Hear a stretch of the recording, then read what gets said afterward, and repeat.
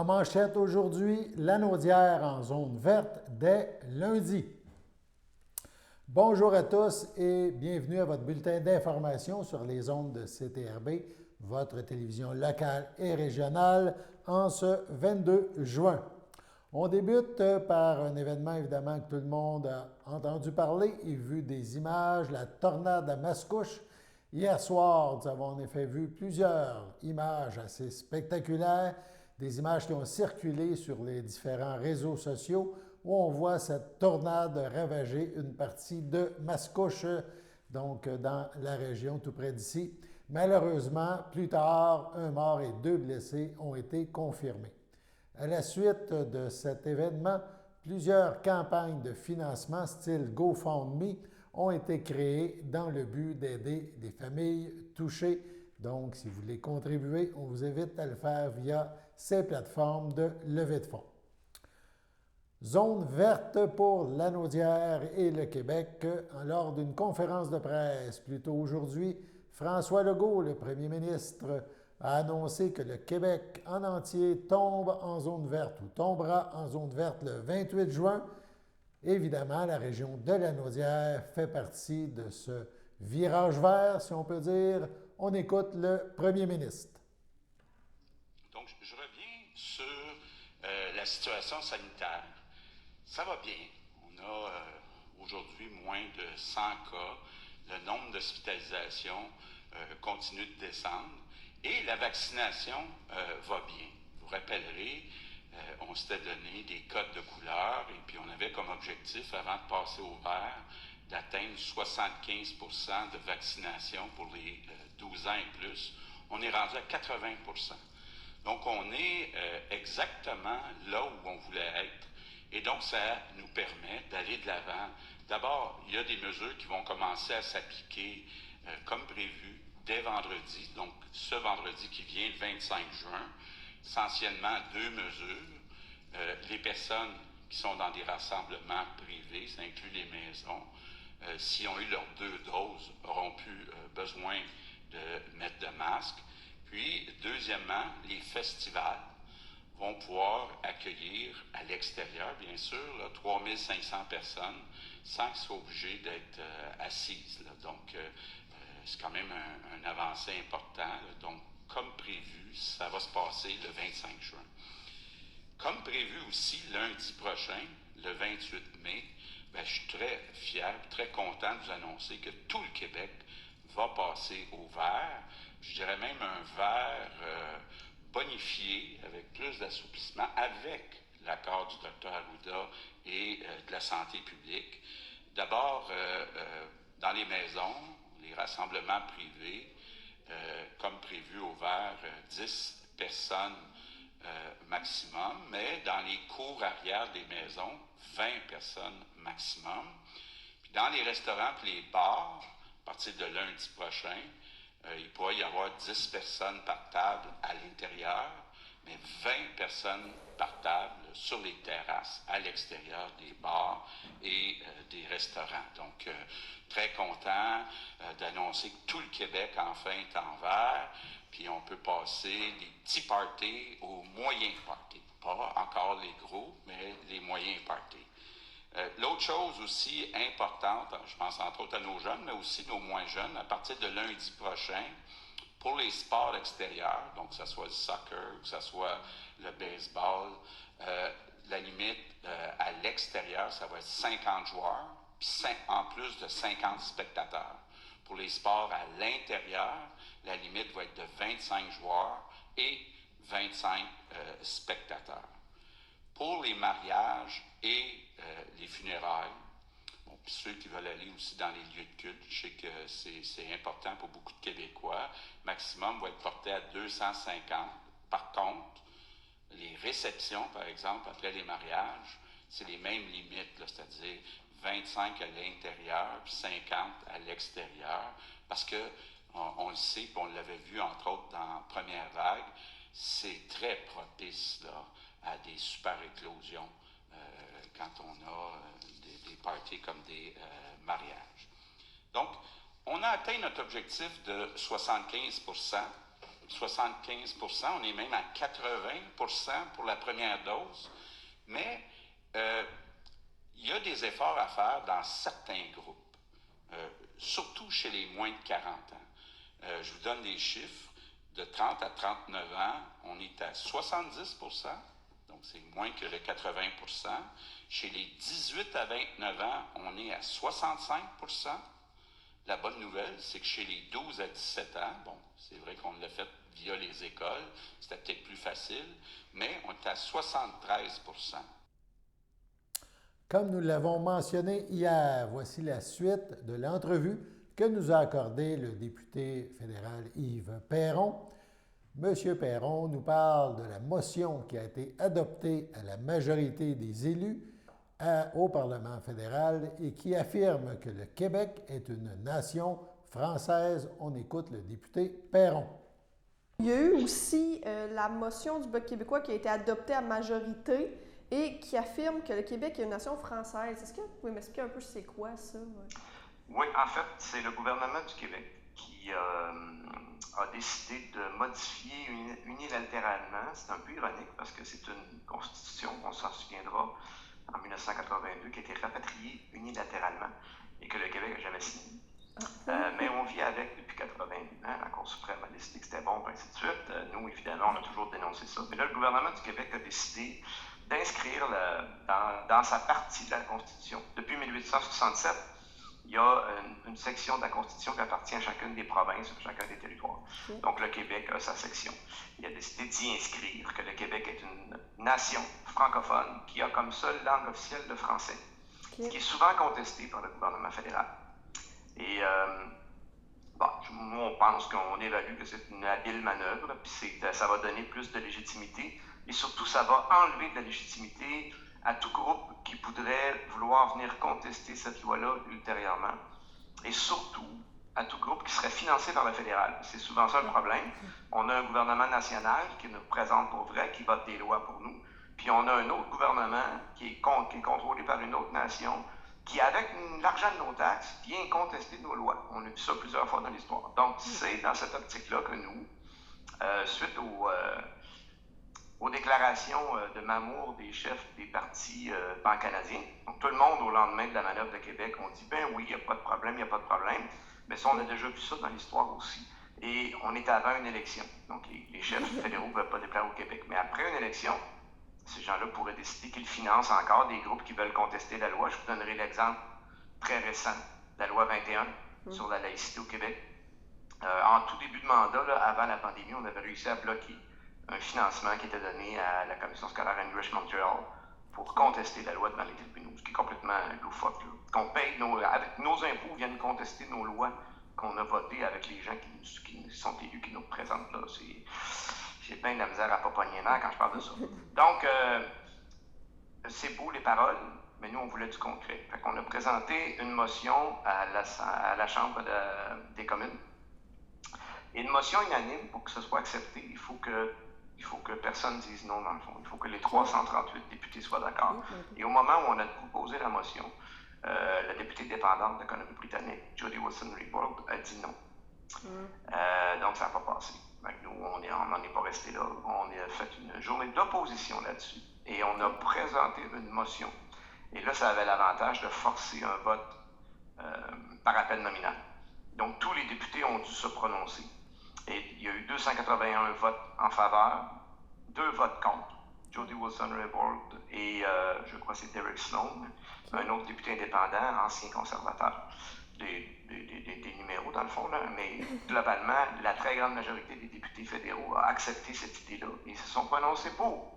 Donc, venez pas dans 6 mois financer des groupes pour contester cette loi-là. On a voté à la Chambre des communes que la Chambre des communes reconnaissait le geste du gouvernement du Québec. C'est toujours ça l'enjeu, c'est toujours ça, c'est ça notre rôle. Nous, on représente les Québécoises, les Québécois dans le Parlement canadien, on défend leurs intérêts. Donc, on a réussi à passer ça, on est bien content. Ce qui est assez ironique, puis je sais que ça fait longtemps que je parle, mais j'aimerais quand même vous spécifier qu'il y a, je crois, c'est 9 députés libéraux de la région de Montréal qui se sont abstenus lors du vote. Donc, ils ne reconnaissent pas ça. Et évidemment, probablement qu'il y avait une ligne de parti pour ne pas voter contre la motion, donc ces gens-là se sont abstenus. Moi, j'invite les électeurs, électrices de la région de Montréal, et même Longueuil, la députée de Longueuil, Charles-Lemoine, s'est abstenue. C'est pas un secteur anglophone, ça, là. À regarder ce que leurs députés ont fait, puis à faire leur choix lors de la prochaine élection, là. Si vous avez un député fédéral qui ne reconnaît pas que la langue du Québec, c'est le français, dois-je rajouter quelque chose? Voilà. On est dans un pays avec 2 langues officielles, le français et l'anglais. Et quand on essaie de faire reconnaître, de cheminer le français davantage, par exemple, quand on a présenté un projet de loi à la Chambre des communes demandant à ce que quelqu'un qui demande la citoyenneté sur le territoire du Québec doive démontrer une connaissance minimale du français. Ça c'est refusé par le gouvernement fédéral. Okay. On dit non, quelqu'un qui est complètement unilingue anglophone qui demande la citoyenneté sur le territoire du Québec, c'est bien correct. Mais sauf qu'au Québec, c'est en français qu'on parle. C'est aller là, c'est aller là. C'est pas la seule incongruité, mais c'est une des grandes difficultés de cette fédération-là qui fait qu'on serait bien mieux si on était sorti de cette fédération-là, puis on faisait un partenariat d'égal à égal avec les Canadiens. Un jour, quand le Québec est indépendant, là, on n'arrêtera pas de parler au Canada, puis on n'arrêtera pas de faire des choses avec le Canada, puis on aura des choses en commun, mais on décidera, puis on sera respecté pour ce qu'on est. Là, on n'est pas d'égal à égal, puis on se fait dicter notre conduite. Alors, le fait que Québec inscrive ça, ça évite, par exemple, que quand on va moderniser la loi 101, parce que ça fait partie de la loi 96 là, qui modernise la loi 101. Okay. Donc, vous vous rappelez que la loi 101, quand ça a été voté en 77, c'était affichage unilingue anglophone. Ça a été contesté devant les tribunaux, puis finalement, les droits de la personne, là, ça va être avec prédominance du français. La loi 101 a été contestée, je n'ai pas le chiffre en tête, là, mais plus d'une dizaine de fois en cours. Elle a été modifiée plus d'une dizaine de fois et ramollie plus d'une dizaine de fois. Puis là, on se retrouve une trentaine d'années plus tard, puis on dit, c'est-tu plate, le français perd du terrain? Ben oui, on se fait détruire nos lois par le fédéral puis par le système canadien. Encore une fois, il faut que je fasse attention de ne pas pogner l'air, mais c'est parce qu'il y a des choses qui me choquent depuis longtemps là-dedans. Et c'est pour ça que ce geste-là, c'est beaucoup plus que significatif. Là.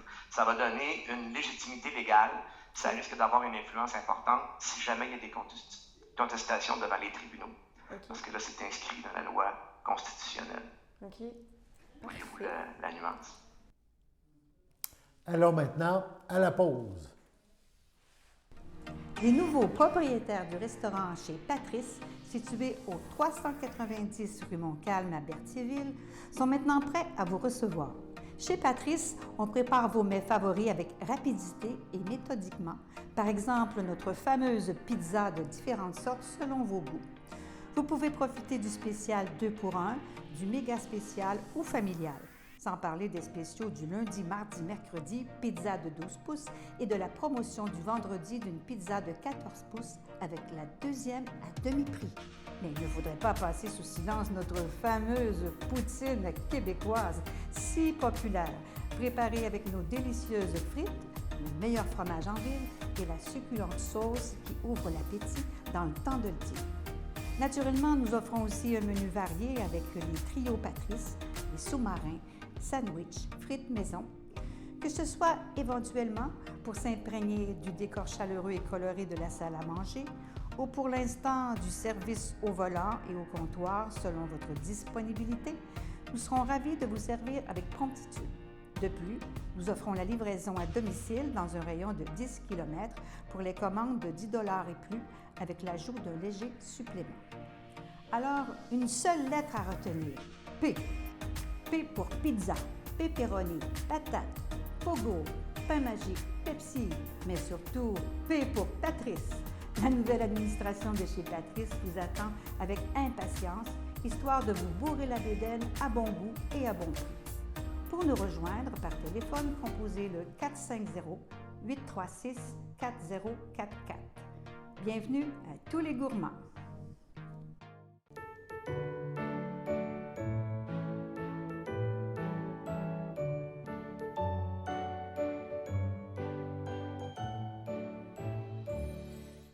En ce 22 juin, les anniversaires, la FADOC de l'Île-du-Pas souhaite bonne fête à Éric Millette et le Centre d'action bénévole d'Audrey, le CABA, souhaite bonne fête à Georgette Gagnon.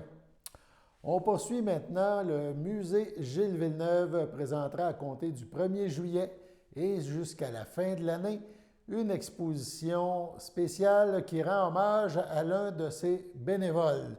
On parle du photographe de Berthierville, Gaétan Savignac, photographe depuis plus de 70 ans et bénévole au musée depuis plus de 35 ans. Donc, le musée Gilles Villeneuve présentera au public, aux visiteurs, une série de photos, souvent des noirs et blancs, mettant en vedette Gilles Villeneuve dans un premier temps et le musée qui lui est consacré à Berthierville.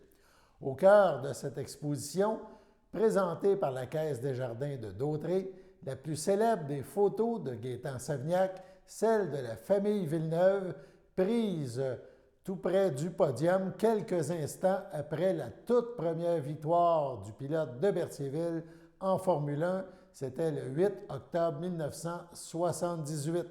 Donc, cet été, le musée Gilles Villeneuve rend hommage à Gaétan Savignac, photographe passionné depuis 70 ans, passionné de photos, mais aussi passionné de courses automobiles et surtout de la famille Villeneuve. D'un musée, passons à un autre, le musée d'art de Joliette. Comme mentionné hier, voici la suite de l'entrevue que nous a accordée Julie Armstrong-Boileau, responsable des communications et du marketing pour le musée d'art de Joliette. Elle nous parle des activités estivales. On l'écoute. Ça me fait plaisir de parler de ce sur quoi on travaille depuis vraiment longtemps avec l'équipe du musée d'art de Joliette. Je m'appelle Julie Armstrong-Boileau, puis je travaille depuis 3 ans et demi au musée. Il y a une belle équipe au musée, puis on a vraiment préparé toutes sortes de choses tripantes pour l'été. Donc, bien sûr, il y a les nouvelles expositions qui ouvrent aujourd'hui, le 19 juin, et qui sont présentées jusqu'au 6 septembre. C'est un été où on présente une diversité d'artistes, de médiums aussi, de techniques. Donc, il y a de la photo, il y a de la sculpture, il y a de la peinture. Il y a beaucoup d'art abstrait, il y a beaucoup d'art contemporain. Il y en a vraiment pour tous les goûts. Puis il y a bien sûr les expositions de notre collection, donc avec les Bordua, les Riopelle de ce monde. Donc, il y a de tout. Et ce dont j'avais envie de vous parler, surtout aujourd'hui, c'est les événements qu'on a voulu mettre sur pied parce qu'on sait que là, on est en train de se déconfiner au Québec et on a envie de, tout en respectant les mesures de sécurité, de se retrouver puis de célébrer la vie. Et pour nous, au musée, bien, la vie et l'art, ça va super bien ensemble. Donc, je vous parlerai d'abord des jeudis 5 à 7. Les jeudis 5 à 7, ça existe au musée depuis 3 ans. Puis à chaque année, on a des petites nouveautés. Ça se passe ici sur la terrasse. On a même du nouveau mobilier. Donc les jeudis 5 à 7 sont présentés par toutes sortes de partenaires, mais il y a entre autres 2 nouveaux partenaires cette année, c'est Ratel et Trévi, qui nous ont offert ce mobilier-là. Donc on va être super bien. Il y a des bières de l'alchimiste, il y a de tout. Et un deuxième événement qui est nouveau. Donc on se lance dans quelque chose d'un peu fou avec le Centre culturel des Jardins qui est en face de moi présentement, qui est fermé pour quelques mois pour rénovation majeure. On s'est associé, le musée et le centre culturel, pour offrir Patio 145. Donc, Patio 145, ça aussi, ça va se passer au musée. Ça va être les samedis après-midi avec toute la scène électro. Donc, la scène de musique électro du Québec va débarquer chaque samedi du 26 juin jusqu'au 8 août. Et à chaque samedi après-midi, il va y avoir des artistes différents. Hologramme, Millimétrique, Poirier, Annie Sama, Catherine Pogonat aussi va être là souvent. Donc, vraiment une super belle feuille, une super belle. Il y a même Anna Kined aussi qui va être là. Donc, un beau listing de DJ qui vont venir faire des sets créatifs. Il va y avoir aussi de la déco assez particulière. Donc, ça, c'est pour la vie sur la terrasse et à l'intérieur quand il ne fait pas beau. Puis, on a aussi lancé des jeux. On s'est dit comment continuer à faire des activités culturelles, mais en faisant ça plus autonome. Donc, on est un été où on se déconfine tranquillement. Fait qu'on a créé des jeux où les gens peuvent être autonomes. Puis, il y a... ça ici, c'est l'art de raconter. Et on peut raconter une histoire. Donc, on explique comment ça fonctionne. On peut jouer ici sur place en l'empruntant ou on peut les acheter si on a trop adoré ça. Et on découvre l'art. On raconte des histoires à travers l'art. Donc, c'est vraiment pour les jeunes, pour les adultes, pour les familles qui veulent jouer ensemble. Pour les gens qui aiment les choses un peu plus mystérieuses et bizarres et tripantes en même temps. Donc, ouvrir nos horizons, encore une fois, avec l'art. C'est un jeu qui s'appelle « Voir au-delà ». Et ça aussi, c'est un jeu qu'on a lancé. C'est nouveau que le Musée d'art de Joliette fasse des jeux de société, Donc, on est dans une salle d'exposition et on peut se poser des questions. Donc, mettons que j'en prends une au hasard. Attendez, ici, il y a celle-là que je trouve le fun.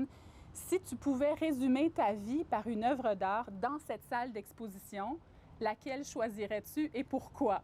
Bon, celle-là est quand même deep là, et sérieuse, mais il y en a d'autres complètement folles. S'il y avait une attaque de zombies dans le musée, quelles 3 œuvres tu choisirais avant de te sauver pour justement sauver ces œuvres-là? Donc, c'est une façon de voir l'art autrement puis de s'amuser en même temps. Et je terminerai donc en parlant d'un parcours sculptural. On inaugure aujourd'hui un parcours sculptural Jean Briand. C'est un artiste qui fait de la sculpture d'art public. C'est d'énormes sculptures à hauteur d'homme et dans lesquelles on peut entrer, on peut marcher, les enfants peuvent se coucher dedans, les adultes aussi, à travers la ville de Joliette. Donc, c'est un partenariat avec la ville de Joliette. Ces sculptures-là, pour l'instant, il y en a 7 à travers la ville, une devant le musée, 3 au parc Renault qui est juste en face, puis là, 3 autres dans le parc Louis Querbe, pas trop loin d'ici. Donc, ça borde la rivière. C'est des sculptures pour voir, encore une fois, voir le monde autour de soi autrement. Puis, ça va être là pendant 5 ans. Donc, c'est vraiment pour nous, c'est un renouveau. Donc, on espère que l'été 2021 va être beau, va nous faire du bien et va nous ouvrir vers des perspectives un peu plus joyeuses, là. Donc, on a vraiment hâte de vous retrouver au Musée d'art de Joliette. Puis, quand vous venez au musée, partagez vos commentaires, dites-nous ce que vous aimez, dites-nous si vous avez des questions. On a envie de connaître les gens. Puis il y a aussi le projet Musée en quarantaine qui se poursuit. Donc tout le monde peut participer en envoyant des créations sur les thèmes mensuels et c'est exposé en ligne chaque mois. Merci. Allons maintenant à la deuxième pause. Le samedi matin, dès 9h30, nos téléspectateurs sont invités au Super Bingo télévisé diffusé de nos studios de Berthierville.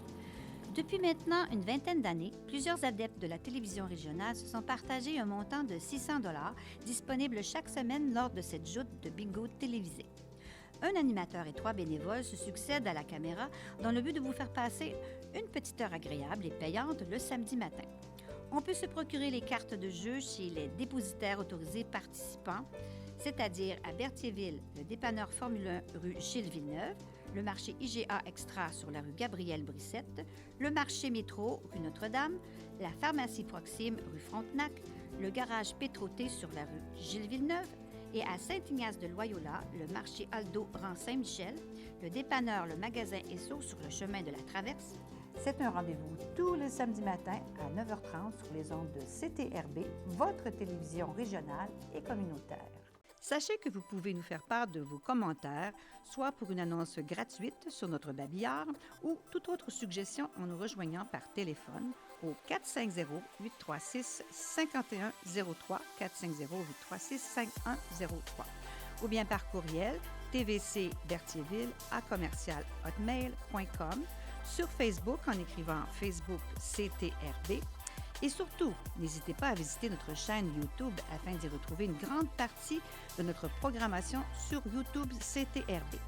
Les émissions sont classées par catégorie, vous permettant de chercher moins longtemps. Vous pouvez aussi cliquer sur le rectangle rouge « S'abonner » pour être à l'affût des dernières émissions enregistrées.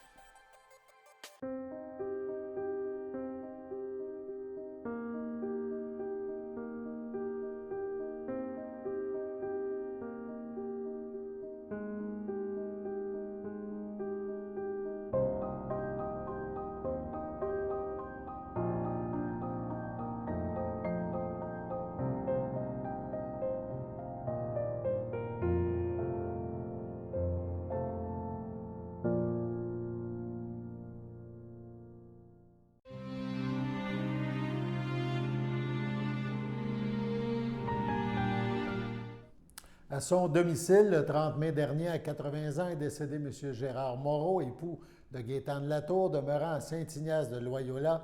Lui a précédé son fils Daniel et la sœur du défunt, Nicole Moreau, Champagne. La famille accueillera parents et amis en privé le samedi 26 juin. Au complexe funéraire Efterio à Berthierville suivra une liturgie en la chapelle du complexe en toute intimité. Les cendres de M. Moreau seront déposées au cimetière de Saint-Ignace de Loyola. Au centre hospitalier de Pierre-le-Gardeur, le 8 juin dernier, à 75 ans, est décédé M. René Gervais, conjoint de Aurore Marion, fils de feu Jean Gervais et de feu Rose Yvette Dauphin, demeurant à Repentigny et natif de Berthierville. La famille accueillera parents et amis le samedi 3 juillet prochain au complexe funéraire Efterio, 741 Notre-Dame à Berthierville, dès 13 h. Suivra une liturgie en la chapelle du complexe à 15h30 où un maximum de 50 personnes pourra participer à la cérémonie. Les cendres de M. Gervais seront déposées au cimetière de Berthierville le même jour. Passons à la météo.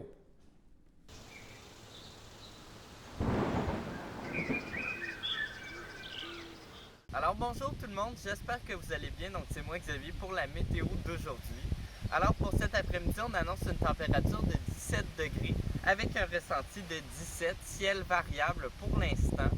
Et pour en soirée, on parle plutôt d'une température de 16 degrés avec un ressenti de 16. Ça va être ensoleillé avec quelques passages nuageux. Pour cette nuit, ciel variable, température de 7 degrés avec un ressenti de 5.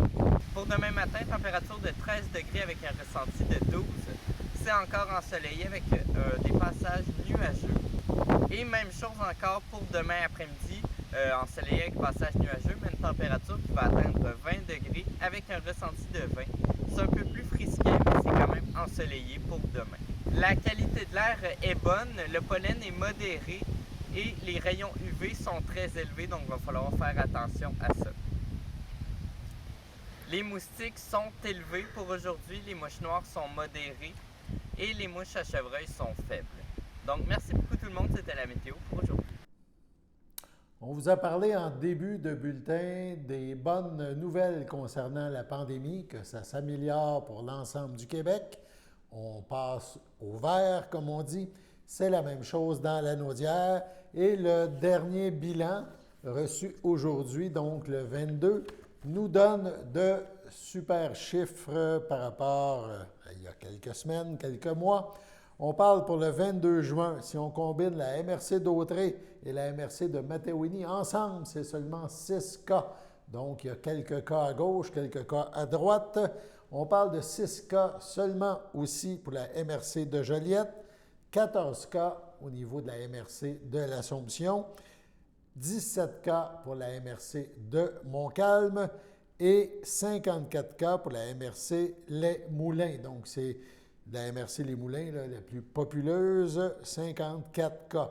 Au niveau des hospitalisations, en date du 22 juin, on parle de 3 hospitalisations liées à la COVID, 2 personnes seulement aux soins intensifs.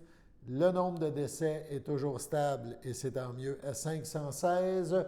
Et depuis le début de la pandémie, 23 375 personnes qui ont contracté la COVID-19 sont aujourd'hui guéries. Si vous n'êtes pas encore vacciné ou si vous êtes en attente de votre deuxième dose, n'hésitez pas, plus on sera vacciné plus vite et le plus de monde possible, plus on reviendra à la normale. Donc voilà, c'était votre bulletin d'information en ce 22 juin. Alain Bellumeur au Pépites qui vous invite à être des nôtres demain pour une autre édition de votre bulletin local et régional. À demain.